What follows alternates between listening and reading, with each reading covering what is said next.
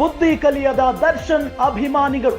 ದರ್ಶನ್ ಅಭಿಮಾನಿಗಳ ವಿರುದ್ಧ ನಟ ಪ್ರಥಮ್ ಆಕ್ರೋಶವನ್ನ ವ್ಯಕ್ತಪಡಿಸಿದ್ದಾರೆ.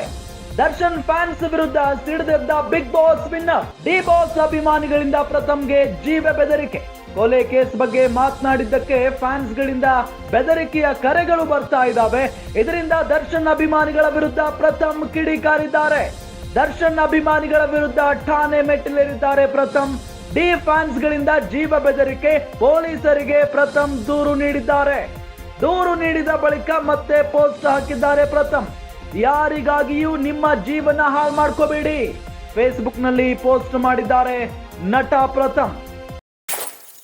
ಗಮನಿಸ್ತಾ ಇದ್ದೀವಿ, ದರ್ಶನ್ ಈಗಾಗಲೇ ಕೊಲೆ ಪ್ರಕರಣದಲ್ಲಿ ಕಂಬಿ ಎಣಿಸ್ತಾ ಇದ್ದಾರೆ.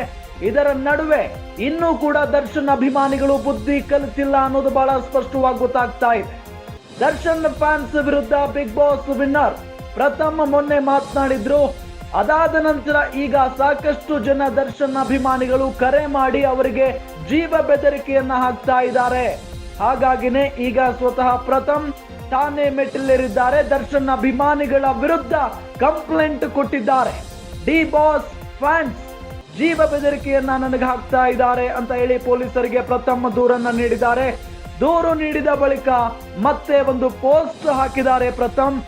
ಯಾರಿಗಾಗಿಯೂ ನಿಮ್ಮ ಜೀವನ ಹಾಳು ಮಾಡ್ಕೋಬೇಡಿ ಅಂತ ಹೇಳಿದ್ದಾರೆ.